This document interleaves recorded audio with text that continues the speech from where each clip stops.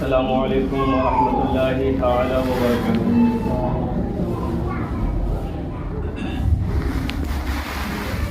نحمده ونصلي ونسلم على رسوله الكريم اما بعد، اعوذ باللہ من الشیطان الرجیم، بسم اللہ الرحمن الرحیم، وسارعوا الى مغفرۃ وجنۃ عرضها السماوات والارض، صدق اللہ العظیم وصدق رسولہ النبی الامین المتین الکریم، ونحن على ذلك لمن الشاهدين والشاكرين والحمد لله رب العالمين۔ برادر ملت اسلامیہ، خطبہ مسونہ کے بعد میں قرآن مجید و فرقان حمید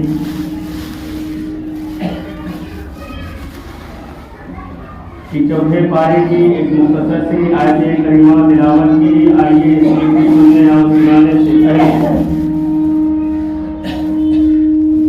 ہم اور آپ مل کر ایک مرتبہ آئے نامدار مدینے کے تاجدار دونوں عالم کے مالک و مختار جناب احمد مصطفیٰ محمد مصطفیٰ صلی اللہ تعالی علیہ وسلم کی مقدس بارگاہ میں انتہائی عقیدت و محبت کے ساتھ درود پاک پیش کریں۔ پڑھیے بابا سے بلند اللہم صلی علی سیدنا شفیعنا حبیبنا نبینا مولانا محمد بارک وسلم، صلو علیہ صلاۃ و سلام علیک یا رسول اللہ صلی اللہ تعالی علیہ وسلم۔ برادر ملت اسلامیہ، یہ جو مبارک مہینہ ہے، جس مبارک مہینے کی 15ویں رات کا انتظار ہر انسان، ہر مومن کامل کو ہوتا ہے۔ عنقریب آنے والی ہے۔ اللہ تبارک و تعالیٰ کی بارگاہ میں دعا کریں کہ اللہ تبارک و تعالیٰ وہ مقدس رات ہم تمامی مسلمانوں کو نصیب فرمائے، اور اس رات کے صدقے میں جو آنے والا اس کے بعد مہینہ ہے ماہ رمضان، برکتوں اور رحمتوں والا مہینہ، ہم تمامی مسلمانوں کو خیر و عافیت کے ساتھ نصیب فرمائے۔ برادر ملت اسلامیہ، وہ جو مبارک رات آنے والی ہے یقیناً بہت ہی اہم رات ہے، بہت ہی عظمت والی رات ہے، جس کے متعلق قرآن کہتا ہے انا انزلناہ فی لیلۃ مبارکۃ، کہ وہ جو مبارک رات ہے کہ جس رات میں فیہا یفرق کل امر حکیم، کہ اللہ تبارک و تعالی ہر کام کا، ہر حکمت والے کام کا فیصلہ فرماتا ہے۔ سورہ دخان کی آیت کریمہ ہے کہ اللہ تبارک و تعالی اسی رات میں، یعنی ہم اور آپ جسے شب برات کہتے ہیں، وہ رات جو پرسوں آنے والی وہ رات ہے، اس رات میں اللہ تبارک و تعالی فرماتا ہے کل امر حکیم، کہ ہر حکمت والے کام کا فیصلہ اسی رات میں اللہ تبارک و تعالی فرماتا ہے۔ میں نے اس سے پہلے بھی کہا تھا کہ ہر انسان کے زندگی کا فیصلہ اسی رات میں ہوتی ہے کہ کتنے بچے پیدا ہوں گے، کتنے کی موت ہوگی، کس کو کتنا رزق ملے گا، کس کے اوپر پریشانیاں آئے گی، کسے مصیبت آئے گی، کس کے اوپر خوشی آئے گا، یعنی ساری چیزوں کا فیصلہ اللہ تبارک و تعالیٰ اس رات میں فیصلہ فرماتا ہے۔ اور صرف اتنا ہی نہیں بلکہ اللہ تبارک و تعالیٰ اس رات میں، حدیث مبارکہ ہے کہ بنو کلب یہ قبیلے کا نام ہے، جس قبیلے کے لوگ بہت زیادہ بکریاں پالتے تھے، تو اللہ کے رسول صلی اللہ تعالیٰ علیہ وسلم نے اسی قبیلے کے متعلق مثال دے کر کے فرمایا کہ اس رات میں اللہ تبارک و تعالیٰ بنو کلب کے بکریوں کے بال کے برابر، یعنی بنو کلب کی جتنی بکریاں ہیں اس بکریوں کے جسم کے اوپر جتنے بال ہیں، اللہ تبارک و تعالیٰ اس رات میں لوگوں کی مغفرت فرماتا ہے۔ تو ہمیں اور آپ کو چاہیے کہ اس رات کے آنے سے پہلے بھی اور خصوصاً اس رات میں اپنے لیے بھی گناہوں سے مغفرت اللہ تبارک و تعالیٰ سے مانگے۔ ہمارے جو مرحومین دنیا سے چلے گئے، ہم ان کے لیے بھی دعائیں مغفرت کریں۔ وہ اولاد جن کے ماں باپ دنیا سے چلے گئے، جن کے ماں باپ میں سے ماں یا باپ یا دونوں، ایک باپ کے لیے اولاد کی طرف سے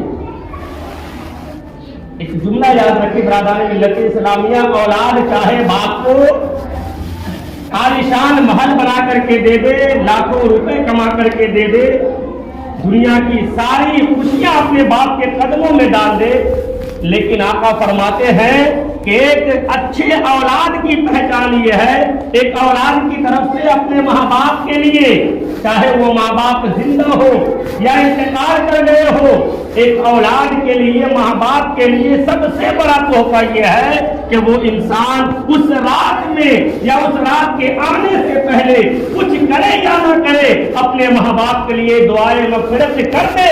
آقا فرماتے ہیں کہ ایک اولاد کی طرف سے ماں باپ کے لیے اس سے بڑا تحفہ کچھ نہیں ہے کہ اولاد کا ہاتھ اپنے ماں باپ کے دعائیں مغفرت کے لیے اٹھ جائے۔ یہ کیوں فرمایا؟ اس لیے فرمایا کہ اولاد کی دعا ماں باپ کے حق میں اللہ تبارک و تعالیٰ جلدی قبول فرماتا ہے۔ جس طرح دنیا میں ہے نا کہ ماں باپ کی دعا اولاد کے حق میں چاہے دعا ہو یا بد دعا ہو، اسی لیے حضور نے ہمیشہ تاکید فرمایا کہ کبھی بھی کوئی والدین چاہے اولاد کتنا ہی نافرمان کیوں نہ ہو جائے، حضور نے فرمایا کہ اپنے اولاد کے لیے کبھی بھی زبان سے بد دعا کے الفاظ مت نکالو، اس لیے کہ جس طرح اللہ تبارک و تعالیٰ اولاد کے حق میں ماں باپ کی دعائیں جلدی قبول کرتا ہے، ٹھیک اسی طریقے سے ماں باپ اگر کسی اولاد کے لیے بد دعا کر دے تو اللہ تبارک و تعالیٰ اسے بھی قبول کرتا ہے۔ حضور نے ہمیشہ فرمایا نافرمان ہو گیا اللہ اس کا حساب کرے گا، وہ دنیا میں بھی کچھ نہیں رہے گا، آخرت میں بھی اس کے لیے عذاب ہے۔ یہ جو رات آنے والی ہے اس رات میں کچھ لوگوں کی مغفرت نہیں ہوتی، چاہے جتنی نوافل پڑھ لے، جتنی صلاۃ التسبیح کی نماز پڑھ لے، پوری رات قرآن پڑھ لے، اس میں چند لوگوں کی مغفرت اس رات میں نہیں ہوتی۔ اس میں سے ایک یہ بھی ہے کہ جو اولاد ماں باپ کا نافرمان ہے، جب تک کہ وہ اپنے ماں باپ سے معافی نہ مانگ لے، اللہ کی بارگاہ میں سچی توبہ نہ کر لے، پوری رات وہ صلاۃ التسبیح کی نماز پڑھتا رہے، نوافل پڑھتا رہے، قرآن پڑھتا رہے، خانہ کعبہ کے غلاف کو چوم کر کے دعا کر لے، وہ جب تک کہ ماں باپ راضی نہیں ہوگا اس رات میں اس اولاد کی مغفرت نہیں ہوگی۔ اس سے بڑا عذاب کیا ہوگا؟ اس سے بڑا عذاب ایک انسان کے لیے کیا ہوگا کہ اس رات میں جب بنو کلب کے بکریوں کے بال کے برابر لوگوں کی مغفرت ہوگی، ہم نماز پڑھیں، جاگیں، عبادت کریں، سب چیز کریں، لیکن ہماری مغفرت نہیں ہوگی، تو اس سے بڑی ہمارے لیے محرومی اور کیا ہو سکتی ہے؟ تو برادران ملت اسلامیہ اس رات میں کیا کرنا چاہیے؟ ہمیں مغفرت کرنا چاہیے، اپنے گناہوں سے بھی، اپنے ماں باپ کے لیے بھی، اور ماں باپ کے ساتھ ساتھ جتنے بھی مسلمان انتقال کر گئے۔ قرآن نے ہمیں اس کا درس دیا ہے، صرف اپنے لیے نہیں، اپنے ماں باپ کے لیے نہیں، بلکہ جتنے بھی مسلمان چاہے وہ کہیں کا بھی رہنے والا ہو۔ قرآن کہتا ہے کہ ربنا اغفر لنا ولاخواننا الذین سبقونا بالایمان، کہ اے اللہ ہم تجھ سے اپنے گناہوں کی بخشش طلب کرتے ہیں، معافی چاہتے ہیں، ہمیں بھی بخش دے، ولاخواننا، اور ہمارے ان بھائیوں کو۔ اب یہاں قرآن نے یہ نہیں کہا کہ ہمارے باپ سے جو پیدا ہوں گے وہی بھائی، اس کے آگے اللہ نے فرمایا جو بھی ایمان والا ہم سے پہلے چلا گیا، اب چاہے وہ کہیں کا بھی رہنے والا کوئی بھی ہو، اپنے لیے بھی ہم بخشش کی دعا مانگے، وَلِإِخْوَانِنَا الَّذِينَ سَبَقُونَا، اور ہمارے وہ بھائی جو ہم سے پہلے دنیا سے چلے گئے بالایمان، ایمان کے ساتھ، اے اللہ تو ان کی بھی بخشش۔ یہ قرآن ہمیں سکھاتا ہے ربنا اغفر لنا ولاخواننا الذین سبقونا بالایمان، کہ اللہ ہماری بخشش فرما اور ہمارے ان بھائیوں سے بخشش فرما جو ہم سے پہلے رخصت ہو گئے ایمان کی حالت میں۔ دعا کرنا چاہیے، دعا کی بڑی برکت ہے، اور مغفرت اولاد کو تو ہمیشہ چاہیے۔ یہ الگ بات ہے کہ ہم آج میں نے اس سے پہلے بھی پچھلی جمعہ کو کہا تھا کہ ہم اکثر وہ کام کرتے ہیں کہ جس سے دنیا والے ہمیں تانا نہ مارے، برا نہ کہے، بھلے اللہ راضی ہو یا نہیں ہو، ہمیں اس سے کوئی فرق نہیں پڑتا۔ کسی کے باپ کا انتقال ہو جائے تو 40واں کرا دے گا، اس کے بعد وہ بھول جاتا ہے کہ میرا باپ کا انتقال ہوا۔ جو ماں باپ زندگی میں دوائی کے پیسے کے لیے محتاج ہو، وہی بیٹا ان کے مرنے کے بعد 50,000 روپیہ سے کوئی باپ سے خرچ کرتا ہے۔ وہ اس لیے خرچ نہیں کرتا کہ ماں باپ کو ثواب پہنچے گا۔ اکثر کی یہ نیت ہوتی ہے کہ اگر میں 40واں نہیں کراؤں گا، میلاد نہیں کراؤں گا، تو لوگ کیا کہیں گے کہ اس کا بیٹا رہتے ہوئے ماں باپ کے لیے میلاد نہیں کیا، بھول نہیں کیا۔ وہ اس لیے کراتا ہے کہ لوگ ہمیں تانا نہیں مارے۔ زندگی میں ماں باپ بستر مرد پہ ہوتا ہے، بیٹے کو توفیق نہیں ہوتی ہے کہ آ کر کے وہ دیکھ لے، ملاقات کر لے، یا 20,000 روپیہ بھیج دے رات کے لیے۔ مر جائے تو 30,000 روپے ٹکٹ کے لے کر کے جنازے میں اس لیے نہیں آتا ہے کہ ماں باپ کی جنازہ پڑھوں گا، وہ صرف اس لیے آتا ہے کہ اگر نہیں جاؤں گا تو لوگ کہیں گے، گاؤں والے کہیں گے ایک بیٹا تھا جنازے میں بھی نہیں آیا۔ وہ اس لیے آتا ہے کہ لوگ ہمیں تانا نہیں مارے۔ اگر ماں باپ سے اتنی محبت ہوتی تو آج بہت سارے ایسے ماں باپ ہیں جو دوائی کے لیے محتاج ہیں۔ میں نے آج بھی دیکھتا ہوں، میں کتنی عورتیں، بوڑھی عورتوں کو جو ایک دوائی لیتی ہے دوسری دوائی نہیں لیتی ہے کہ پیسہ نہیں ہے۔ کیا ان کے دل کو تکلیف نہیں پہنچتی ہو کہ وہی جب مر جائیں گے تو ہم بوجھ بھر کرتے ہیں؟ اس سے زیادہ ضروری یہ ہے کہ ہم اپنے ماں باپ کو زندگی میں بھی راضی رکھیں اور مرنے کے بعد جب ساری چیز بھی کرے، لیکن ہمیشہ اس ماں باپ کے لیے دعائیں مغفرت کرے، نماز پڑھے۔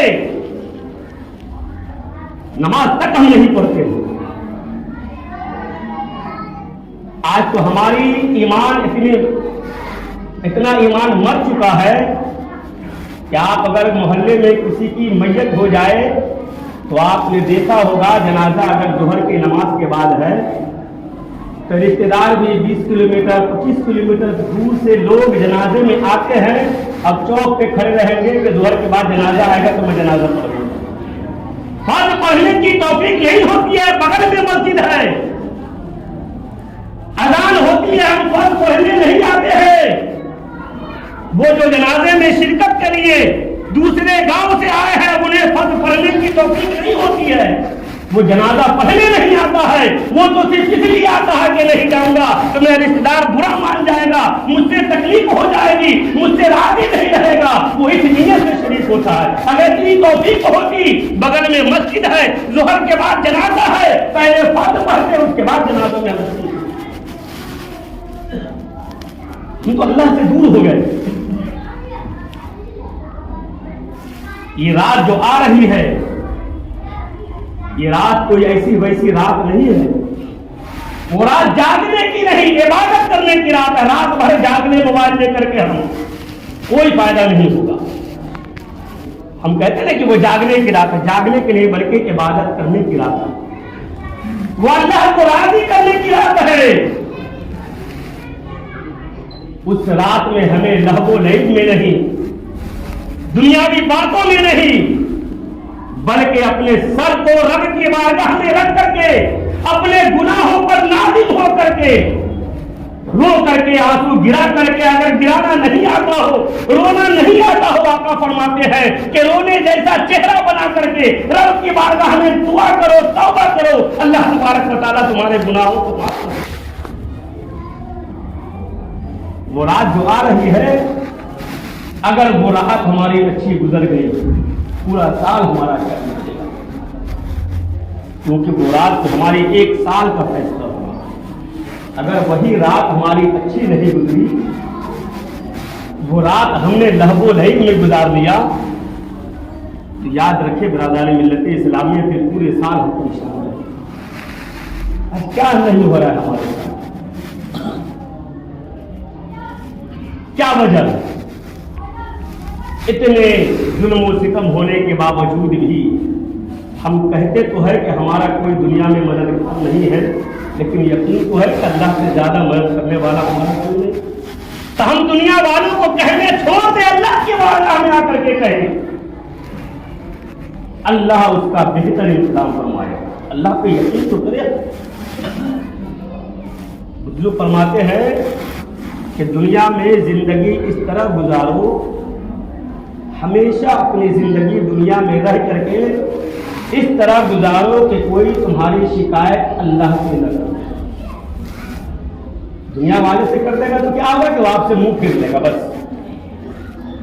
یہی تو ہوگا۔ کوئی ہماری شکایت اگر کسی سے کر دو تو زیادہ سے زیادہ یہ ہوگا کہ وہ ہمارا دشمن ہو جائے گا، ہم سے منہ پھیر لے گا، ہم سے بات نہیں کرے گا، اور کیا کر سکتا ہے؟ کوئی مان تو نہیں دے گا ہم۔ لیکن اگر کوئی انسان اللہ سے شکایت کر دیا نا تو ہماری دنیا بھی اجڑ جائے گی اور آخرت بھی تباہ و برباد ہو جائے گی، کیونکہ اللہ کا ترازو سے انصاف کا ہوتا ہے اور کچھ نہیں۔ برادران ملت اسلامیہ، وہ رات بڑی اہم رات، ہماری عقلیں کہاں چلی جاتی ہے؟ ہم اپنے آپ کو اتنا عقلمند تصور کرتے ہیں، اگر کوئی کسی کو بیوقوف کہہ دے تو آپ سے جھگڑا کرے گا، لیکن کبھی کبھی آپ سوچیں کہ ہماری عقلیں جاتی کہاں ہیں؟ کہ ہم اگر 4 آدمی بیٹھے ہو، اگر کسی کے بارے میں ہم شکایت کر رہے ہیں، چغلی کر رہے ہیں، غیبت کر رہے ہیں، دور سے دکھ جائے کہ اس کا کوئی رشتہ دار یا وہی آدمی آ رہا ہے جس کی ہم شکایت کر رہے ہیں، تو انسان خاموش ہو جاتا ہے یا بات پلٹ دے گا۔ کیوں؟ اس آدمی کا ہمیں ڈر ہے، جس کی ہم شکایت کر رہے ہیں اس کا ڈر ہے، تبھی تو ہم خاموش ہو گئے۔ اگر وہ آدمی بھی نہیں آ رہا ہو جس کی شکایت کر رہے ہیں، اس کا دوست بھی آ رہا ہو، اس کا رشتہ دار بھی آ رہا ہو، تو انسان خاموش ہو جاتا ہے کہ وہ جا کر کے کہہ دے گا۔ لیکن ہماری عقلیں کہاں گئی؟ قرآن کا تو فرمان ہے، ہمارا ایمان تو ہے نا کہ ہمارے دونوں کاندھوں پہ اللہ نے فرشتے کو مقرر کر رکھا ہے، کرامن کاتبین یعلمون ما تفعلون، کہ وہ کرامن کاتبین جو ہے وہ کیا کرتے ہیں؟ ہم جو عمل کرتے ہیں، ہم جو کام کرتے ہیں، ان کا کام ہے اسے لکھ دینا۔ اب ہم جس کے بارے میں کچھ کہہ رہے ہیں وہ سنے یا نہ سنے، ہمارے رجسٹر میں لکھا چکا ہے، وہ کل وہ فائل کھولی جائے گی، اور کرامن کاتبین تو دور کی بات ہے، اللہ تو دیکھ رہا ہے۔ اس کا تو ہمارا ایمان ہے نا۔ اللہ فرماتا ہے نحن اقرب الیہ من حبل الورید، کہ میں انسان کے شہ رگ سے زیادہ قریب ہوں، اللہ تو دیکھ رہا ہے۔ کل میدان محشر میں جب اللہ کرامن کاتبین ہماری فائل کو پیش کرے گا، اللہ فرمائے گا اقرا کتابک، پڑھو تو اپنی کتاب، ہم سے پڑھوایا جائے گا ہمارے نامہ اعمال، کوئی دوسرا نہیں ملے گا۔ اور وہاں ہم جس کے بارے میں کچھ بول رہے ہیں وہ بھی ہوگا، نہیں بول رہے ہیں وہ بھی ہوگا، ساری مخلوق وہاں جمع ہوگی، ساری مخلوق حضرت آدم سے لے کر کے صبح قیامت تک جتنے بھی مخلوق پیدا ہوگی سارے وہاں جمع ہوگی، اس کے سامنے میں اللہ فرمائے گا اقرا کتابک کفی بنفسک الیوم، کہ تم پڑھو اپنی کتاب کو۔ کیا ہمارے اندر یہ ہمت ہوگی، طاقت ہوگی کہ ہم دنیاوی گناہوں کو، ظلم کو، کسی کے ساتھ کیے ہوئے ظلم کو ہم آج پولیس کے سامنے اقرار کرنے کی ہماری ہمت نہیں ہوتی، تو اللہ کے سامنے ہم کہاں سے پڑھیں؟ پولیس اگر ہمیں کہہ دے کہ تم کہو کہ تم نے چوری کیا، تو ہمت نہیں ہوتی ہے ہماری۔ وہاں تو اللہ کہے گا اقرا کتابک، کہ تمہاری کتاب ہے تم پڑھو۔ ہماری حالت کیا ہو؟ ایک بزرگ تھے، جب سفر سے پہلے کیا تھی کہ ٹرین کا اتنا یہ نہیں تھا، جہاز سے لوگ سفر کیا کرتے تھے، حج کرنے بھی لوگ جہاز سے جایا کرتے تھے پانی میں۔ تو جب وہ آ کر کے سفر سے سمندر کے کنارے اترے تو آج یہ ایئرپورٹ وغیرہ پہ چیکنگ ہوتی ہے، ہم اگر جا رہے ہو تو ہمارے سامان کی، ہمارے باڈی کی، ہمارے جسم کی چیکنگ ہوگی۔ चेकिंग से कौन नहीं डरेगा? जिसके पास कोई गलत सामान नहीं हो, गलत चीज नहीं, जिसने गलत नहीं किया। और जिसके बैग में अगर कोई गलत सामान रखा हो तो देखते ही इंसान डर जाता है कि मेरा क्या हो। जैसे ही जहाज रुकी, अफसर ने कहा कि सारे लोग अपने अपने सामान की चेकिंग कराओ। वो बुजुर्ग आए, कहा कि आपके कुछ क्या है? कहा मेरे पास ये गोला है, इसमें मेरे कुछ कपड़े और कुछ नहीं है। चेकिंग हुई, पुलिस ने देखा, ठीक है क्या किया।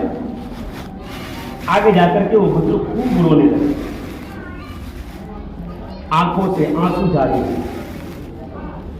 जब लोग पीछे से अपने सामान को चेकिंग करा करके आए, उन्हीं लोगों में से किसी ने पूछा कि ऐ बूढ़े, आपको तो कुछ तकलीफ नहीं हुई, आपके पास तो कोई गलत सामान नहीं है, आपको तो सामान देकर आपको जाने दिया गया, फिर आप इतना रो क्यों रहे हैं? जानते उसने क्या कहा था बुजुर्ग?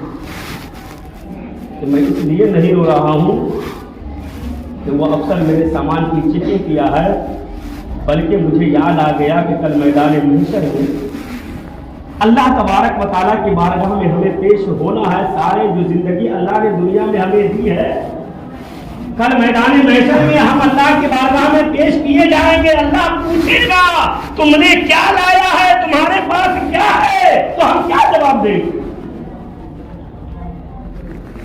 दुनिया में अगर हमारे पास कोई गलत सामान नहीं, जितना भी बड़ा ऑफिसर आ जाए हमें डर नहीं होता है। ठीक इसी तरीके से कल मैदान महशर में अगर हमारे अमाल अच्छे होंगे, अल्लाह पूछेगा क्या है, हम बता देंगे, अल्लाह कहेगा तुम जन्नत में जाओ। अगर हमारे अमाल अच्छे नहीं होंगे, अल्लाह पूछेगा तो मैं क्या जवाब दूंगा? कहीं ऐसा ना हो कि अल्लाह कह दे कि तुम जहन्नम में, तो पूछा जाएगा ना। वो रात जो आने वाली रात मिल्लत इस्लामिया, उस रात में चंद लोगों की मग़फ़िरत नहीं होती है। एक वो औलाद जो अपने माँ बाप का नाफरमान है, एक वो जो शराबी है, एक वो जो दिल में कीना रखने वाला हो, जब तक कि वो सच्ची तौबा न कर ले, माफ़ी ना मांग ले, जिन्हें सताया है, जिन्हें जुल्म किया है, माँ बाप को नाराज किया है, जब तक कि वो राजी न कर ले, उस रात में चाहे हम जितनी भी नवाफिल पढ़ ले, अल्लाह तबारक व तआला हमारी मग़फ़िरत करे। उस रात में बिरादरान मिल्लत इस्लामिया आने से पहले हमें चाहिए कि हम अपना मुहासबा करें, अल्लाह की बारगाह में अभी से तौबा करना शुरू कर दे। क्या मालूम अल्लाह हमारी कौन तौबा कबूल फरमा ले। जब उस रात के आने से पहले हमारी तौबा कबूल हो जाएगी, अल्लाह उस रात में हमारी मग़फ़िरत फरमाएगा। उस रात आए, कुरान की तिलावत करें, नवाफिल पढ़े, हो सके तो मगरिब की नमाज के बाद, सुन्नत पढ़ने के बाद कम से कम 6 रकात नफिल नमाज जरूर पढ़ें, 2-2 रकात करें, उसकी बड़ी फजीलत है। हर 2 रकात के बाद यासीन शरीफ पढ़े, अगर नहीं होता है तो कोई एक आदमी पढ़े यासीन शरीफ, सारे लोग खामोशी से सुने। जिसे सलातुल अव्वाबीन कहते हैं, उसकी बड़ी फजीलत है। और रात में हो सके तो सलातुल तस्बीह की नमाज जरूर पढ़े। अल्लाह तबारक व तआला उस रात की कदर करने की हमें तौफीक अता फरमाए। वो रात हम तमाम मुसलमानों को खैर व आफियत के साथ नसीब फरमाए। उस रात के फैज़ व बरकत से हम तमाम मुसलमानों को अल्लाह तबारक व तआला माला माल फरमाए। आमीन इंशाअल्लाह।